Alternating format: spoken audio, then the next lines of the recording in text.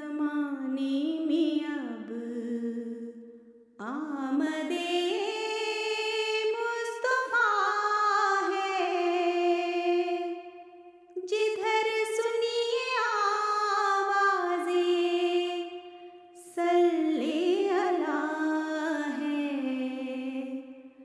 خوشی ہے مسرت ہے، فضل خدا ہے، مبارک سلامت کا رمضان المبارک تمام مسلمانوں کے لیے اللہ تبارک و تعالیٰ کی جانب سے ایک بیش بہا تحفہ ہے۔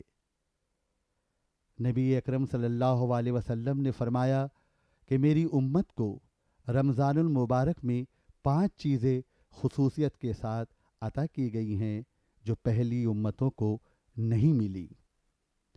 روزے دار کے منہ کی بو اللہ کے نزدیک مشک سے زیادہ پسندیدہ ہے۔ روزے دار کے لیے دریا کی مچھلیاں تک دعا کرتی ہیں اور افطار کے وقت تک کرتی رہتی ہیں۔ روزے دار کے لیے جنت ہر روز آراستہ کی جاتی ہے۔ اس مہینے میں سرکش شیاطین قید کر دیے جاتے ہیں اور رمضان کی آخری رات میں روزے داروں کی مغفرت کی جاتی ہے۔ رمضان جو لفظ ہے، یہ پورا کا پورا جو مہینہ ہے، یہ گناہوں کو، اس کے معنی ہی ہوتے ہیں گناہوں کو ختم کرنے والا مہینہ۔ اسے شعبان ہی میں اس کی تیاری اللہ کے رسول صلی اللہ علیہ وسلم کرنا شروع کر دیتے تھے، اور ایک خطاب فرمایا شعبان ہی میں کہ تمہارے اوپر ایک ایسا عظیم مہینہ سایہ فگن ہونے والا ہے اور جس کی بڑی بڑی خصوصیات ہیں۔ قرآن میں 3 لفظ استعمال کیے گئے ہیں: تقویٰ، تکبیر اور شکر۔ تقویٰ کا مطلب ہوتا ہے ڈرنا، خدا سے ڈرنا۔ دوسرے لفظوں میں آپ کہہ سکتے ہیں کہ اکاؤنٹیبلٹی، خدا کے سامنے اپنی جوابدہی کا احساس۔ تو ایک یہ ہے جو روزے کی اسپرٹ سے تعلق رکھتی ہے۔ دوسری چیز فرمایا لِتُكَبِّرُوا اللَّهَ عَلَىٰ مَا هَدَاكُمْ، یعنی خدا کی تکبیر کرنا، خدا کی بڑائی کا احساس، خدا کی گلوری کا احساس۔ خدا سب سے بڑا ہے، سب سے پر قادر ہے، اسی نے سب کچھ پیدا کیا، وہی سب کا مالک ہے۔ یہ ساری چیزیں جو ہیں خدا کی کبریائی سے تعلق رکھتی ہیں۔ تو رمضان کی ایک اسپرٹ یہ ہے کہ خدا کی بڑائی کا احساس آپ کے اوپر طاری رہے۔ تیسری چیز بتائے گی شکر، لعلکم تشکرون، شکر کرنا۔ یہاں پہ آپ دیکھیے، جب آپ روزانہ بلا پابندی کے کھاتے پیتے رہتے ہیں تو چیزوں کو آپ فار گرانٹیڈ لے لیتے ہیں، فار گرانٹیڈ، یعنی یہ احساس نہیں ہوتا کہ یہ چیزیں کتنی بڑی نعمت ہیں، کتنی بڑی نعمت ہے۔ لیکن جب آپ اس سے رکتے ہیں تب لگتا ہے کہ جب پیاس لگتی ہے تب لگتا ہے کہ پانی کتنی زیادہ قیمتی چیز ہے، جب بھوک لگتی ہے تب لگتا ہے کہ کھانا کتنی بڑی قیمتی چیز ہے۔ تو اس وقت شکر کا جذبہ جاگتا ہے، کیونکہ شام کو جب آپ کھاتے ہیں تو حدیث میں آتا ہے کہ رسول اللہ نے جب شام کو افطار کیا تو پانی پیا تو آپ نے فرمایا کہ ذهب الظمأ وابتلت العروق وثبت الاجر ان شاء اللہ تعالی، کہ پیاس چلی گئی اور رگیں تر ہو گئیں۔ اب یہ لفظ دیکھیے اسی کی زبان سے نکلے گا جس نے پیاس کا تجربہ کیا ہو۔ تو پیاس کا تجربہ کر کے آپ کو احساس ہوتا ہے کہ خدا نے پانی کی شکل میں کتنی بڑی نعمت دی ہے ہم کو۔ یہ بھوک کا تجربہ کر کے جب آپ کھانا کھاتے ہیں تب احساس ہوتا ہے کہ خدا نے کھانے کی شکل میں کتنی بڑی نعمت دی ہے۔ یہ ہے شکر۔ نبی کریم صلی اللہ علیہ وسلم کا ارشاد ہے کہ جنت کے دروازوں میں ایک خاص دروازہ ہے جسے باب الریان کہتے ہیں۔ اسی دروازے سے قیامت کے روز صرف روزے دار داخل ہوں گے۔ شعبان المعظم کی آخری تاریخ کو نبی اکرم صلی اللہ علیہ وسلم نے ارشاد فرمایا، لوگوں، تم پر ایک عظمت اور برکت والا مہینہ سایہ فگن ہونے والا ہے۔ اس مبارک مہینے کی ایک رات شب قدر 1000 مہینوں سے افضل ہے۔ انا انزلناہ فی لیلۃ القدر، رمضان کے مہینے میں ایک رات ایسی ہے جس کو ہم شب قدر کہتے ہیں۔ شب قدر دراصل قرآن مجید کا نزول کی رات ہے۔ اس رات میں اللہ تبارک و تعالیٰ نے تمام انسانوں کے لیے ہدایت کا جو ذریعہ ہے قرآن مجید، اس کو نازل فرمایا۔ اس رات کی اہمیت کے تعلق سے حضرات صحابہ کرام کے مختلف احادیث ہمیں ملتے ہیں۔ نبی کریم صلی اللہ علیہ وسلم نے اس رات کے تعلق سے یہ فرمایا ہے کہ جو لوگ قیام کرتے ہیں، عبادات کا اہتمام کرتے ہیں، ایسے لوگوں کو اللہ تبارک و تعالیٰ مغفرت فرما دیتا ہے۔ اس رات میں ان لوگوں کی مغفرت نہیں ہوتی ہے جو لوگ اللہ تعالیٰ کے ساتھ کسی اور کو شریک کرتے ہیں۔ اور پھر نبی کریم صلی اللہ علیہ وسلم کی تعلیمات میں ہمیں یہ باتیں ملتی ہیں کہ جو اپنے والدین کے ساتھ نے حسن سلوک نہیں کرتے ہیں، ایسے لوگوں کو بھی اللہ تبارک و تعالیٰ اس رات میں مغفرت نہیں فرمائے گا۔ پھر اللہ کے نبی حضرت محمد مصطفیٰ صلی اللہ علیہ وسلم کے یہ احادیث بھی ملتے ہیں جس میں یہ کہا گیا کہ رشتہ داروں سے قطع تعلق کرنے والا، رشتہ داروں سے دور رہنے والا، رشتہ داروں سے دوری اختیار کرنے والا، ایسے فرد کی بھی اللہ تبارک و تعالیٰ اس رات میں مغفرت نہیں فرماتا ہے۔ پھر یہ کہا گیا کہ جو لوگ شراب پیتے ہیں، ایسے لوگوں کو بھی اللہ تبارک و تعالیٰ شب قدر میں معاف نہیں کرتا ہے۔ شب قدر دراصل 1000 مہینوں سے بہتر رات ہے۔ اس رات میں اللہ تبارک و تعالیٰ کے فرشتوں کا نزول ہوتا ہے، ان لوگوں سے مصافحہ کرتے ہیں، ان لوگوں کے لیے مغفرت کی دعا کرتے ہیں جو لوگ اس رات میں اللہ رب العالمین کی عبادت کا اہتمام کرتے ہیں، دعاؤں کا اہتمام کرتے ہیں، تلاوت قرآن کا اہتمام کرتے ہیں، ایسے لوگوں کو اللہ تعالیٰ مغفرت فرما دیتا ہے۔ اسی لیے اس رات کا اہتمام کرنا بہت ہی ضروری ہے۔ شب قدر کی اہمیت اور عظمت کا تقاضا ہے کہ اس رات دنیا کی تمام مصروفیتوں سے خود کو علیحدہ کر کے اللہ کے حضور میں خود کو سپرد کر دیا جائے اور کثرت سے عبادت کی جائے۔ اللہ رب العالمین نے کہا ہے کہ لیلۃ القدر خیر من الف شہر، کہ لیلۃ القدر جو ہے 1000 مہینوں سے بہتر ہے۔ تنزل الملائکہ والروح، کہ اس دن فرشتے اور روح کا نزول ہوتا ہے دنیا کے اندر اور وہ معاملات حل کیا کرتے ہیں۔ اللہ رب العالمین کی جانب سے جو معاملات پوری دنیا کے لیے، کائنات کے لیے جو مقدر کرنا ہوتا ہے، اس کے معاملات طے ہوا کرتے ہیں۔ اور صبح تک اس کے اوپر یہ کہا جاتا ہے کہ سلام ہی حتی مطلع الفجر، کہ اس رات جو ہے صبح تک ایک طرح سے باران رحمت، خیر ہی خیر کی بارش سی ہوتی رہتی ہے۔ تو یہ مانا جاتا ہے کہ اللہ تعالیٰ اس رات کو، یعنی شب قدر کو، سال بھر کے معاملات کا فیصلہ فرماتے ہیں۔ ہر انسان کے لیے، ہر قوم کے لیے، ہر ملک کے لیے جو فیصلے ہیں خدا کے، جو فیصلے اللہ تعالیٰ کے فرشتوں کے ذریعے اس دنیا میں قائم کیے جاتے ہیں، کیونکہ ہمارا عقیدہ ہے کہ اللہ تعالیٰ فیصلے فرماتے ہیں اور دنیا میں بے شمار فرشتے ہیں، ان کے ذریعے سے خدا ان فیصلوں کو قائم کرتا ہے دنیا بھر میں۔ تو شب قدر میں اللہ تعالیٰ فیصلے فرما کر فرشتوں کو حوالے کر دیتے ہیں، تو وہ سارے سال کے لیے ان کا پروگرام ہوتا ہے کس طریقے سے دنیا کو چلایا جائے۔ اس میں بھی دیکھیے ایک بہت اہم بات یہ سمجھنے کی ہے کہ یہ صرف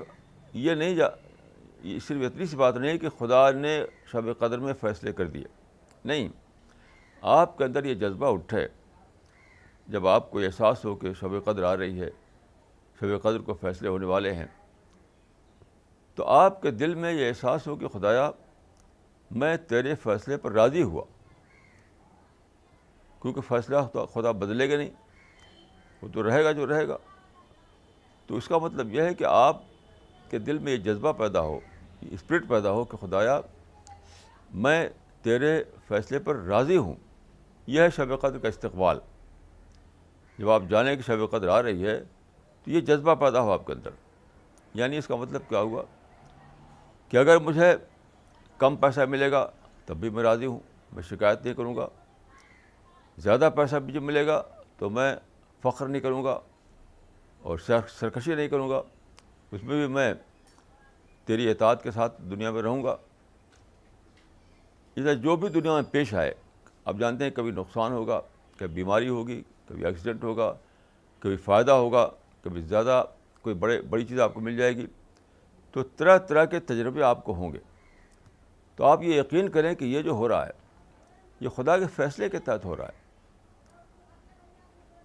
تو پھر آپ کے اندر کیا ہوگا کہ جب ایک چیز خدا کے فیصلے کے تحت ہو رہی ہے تو آپ کو نہ شکایت پیدا ہوگی، نہ فخر پیدا ہوگا، نہ غرور پیدا ہوگا. اور جتنے بھی یعنی منفی جذبات آتے ہیں، نگیٹو جذبات، وہ سب نہیں آئیں گے، کیونکہ آپ سمجھیں کہ یہ تو خدا کی طرف سے ہے. جو خدا کی طرف سے ہے تو میں اس پہ شکایت کیوں کروں.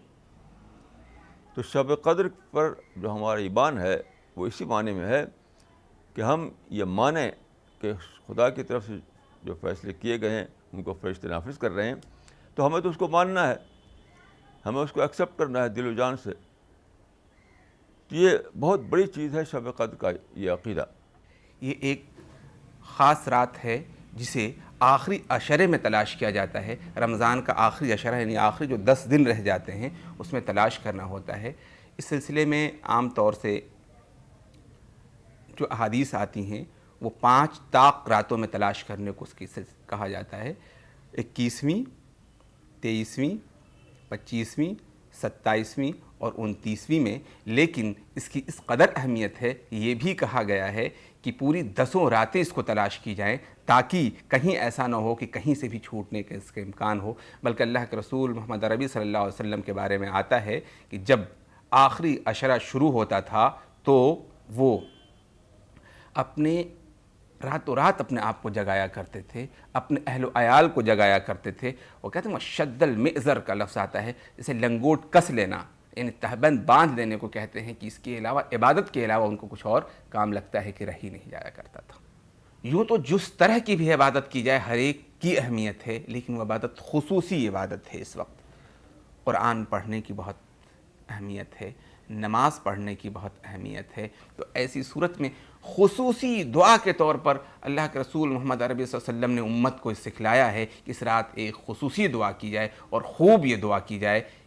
اور وہ دعا یہ ہے کہ اللہم انکا عفون، کہ اے اللہ انکا عفون، تو ہی بخشش کرنے والا ہے، تو ہی معاف فرمانے والا ہے. اللہم انکا عفون تحب العفو، معافی کو پسند فرماتا ہے. فاعفو عنی، لہذا تو ہمیں معاف فرما دے. اس لیے اس رات خصوصی طور پر اس دعا کا اہتمام کرنا چاہیے. اور ایک چیز اور خیال رکھنا چاہیے کہ عبادت، تنہائی کی عبادت کی بڑی اہمیت ہے. اللہ کے رسول محمد عربی صلی اللہ علیہ وسلم کا ارشاد گرامی ہے کہ وہ قطرہ آنسو کا جو تنہائی میں خدا کو یاد کر کے گر جائے وہ بہت پسندیدہ ہوتا ہے.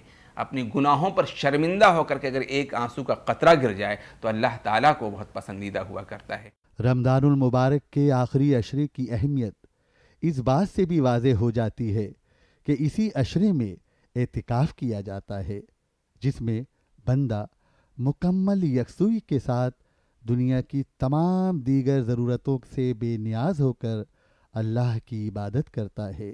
رمضان کے آخر میں جو اعتکاف ہوتا ہے تو سچ پوچھے تو اعتکاف پورے رمضان ہی سے تعلق اس کا ہے، پورے رمضانی اعتکاف ہے. اعتکاف مطلب کیا ہے؟ یعنی مادی سرگرمیوں سے اپنے کو ہٹا کر خدا کی طرف یکسو ہو جانا، یہ ہے اعتکاف. رمضان کا مہینہ یکسوئی کا مہینہ ہے، تو مہینے بھر یہ یکسوئی آپ کی زندگی میں ہونی چاہیے، دن کو بھی، رات کو بھی، صبح کو بھی، شام کو بھی. مادی چیزوں سے اپنے کو جتنا ممکن ہو اتنا دور کر کے خدا کی طرف یکسو ہونا. یکسو ہونے کا معنی یہ ہے کہ خدا کی یاد کرنا، خدا کی عبادت کرنا، قرآن کی تلاوت کرنا. اور پھر آخر کے 10 دن یا اس سے کم دن اعتکاف میں بیٹھتے ہیں لوگ، تو کیا وہ اس کی مکمل شکل ہے اس اعتکاف کی جو مطلوب ہے سارے مہینے. یکسوئی رمضان کا مہینہ ہے کہ اپنے کو خدا کی طرف یکسو کرنا. آخری عشرے سے متعلق اللہ کے رسول صلی اللہ علیہ وسلم کے بارے میں جو ان کی روزانہ کی جو زندگی ہے وہ معمول سے ہٹ جایا کرتی تھی، اور اس سلسلے میں بخاری مسلم کی ایک بڑی واضح حدیث ہے، حضرت عبداللہ ابن عمر رضی اللہ تعالیٰ عنہ سے وہ مروی ہے، عن ابن عمر قال کان رسول اللہ صلی اللہ علیہ وآلہ وسلم یعتکف العشر الاواخر من رمضان، رمضان کا جو آخری عشرہ ہوا کرتا تھا اس میں اللہ کے رسول محمد عربی صلی اللہ علیہ وسلم اعتکاف میں چلے جایا کرتے تھے۔ اعتکاف کا مطلب یہ ہوا کرتا ہے کہ اپنے آپ کو دنیاوی ذمہ داریوں سے پوری طرح سے منقطع کر کے اور مسجد کے ایک گوشے میں بیٹھ کر کے صرف اور صرف اللہ کی عبادت میں اپنے آپ کو رکھا جائے، اور باقی جتنی بھی جائز خواہشات ہیں ان سب پر بھی کنٹرول کر لیا جائے، اور یہ دن اور رات صرف اور صرف اللہ کے نام کر دیا جائے۔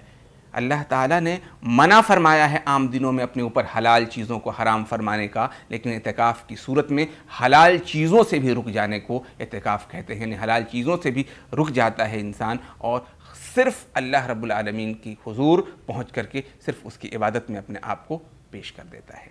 امت کے لیے تعلیم ہے کہ آخری عشرہ پوری طرح سے اپنے آپ کو عبادت میں وقف کر دیا جائے۔ افسوسناک پہلو یہ ہوا کرتا ہے کہ ہم یہ دیکھتے ہیں کہ انہی دنوں میں ہم عید کی خریداریوں میں جڑ جایا کرتے ہیں، انہی دنوں میں اور بھی بہت سارے مسائل ہمارے سامنے آ جاتے ہیں۔ آپ یہ دیکھیں گے کہ انہی آخری عشرے ہی کے آخری ایام میں اللہ تعالیٰ نے اللہ کے رسول صلی اللہ علیہ وسلم کے ذریعہ امت کے اوپر صدقۃ الفطر عطا کرنے کے لیے کہا ہے، یعنی سخاوت، جود، عبادت، ہر چیز ان دنوں میں آخری بالکل اپنے آخری مرحلے میں نقطۂ عروج پر پہنچ جاتی ہے کہ اب وہاں کے بعد اب کچھ نہیں ہے، اب وہ آخری لمحہ ہے جہاں پر انسان اپنی پوری بازیابی کے لیے، ثواب کو حاصل کرنے کے لیے پوری انتہائی کوشش، انتہائی محنت، انتہائی اپنی پوری کی پوری جستجو کو صرف کر دے۔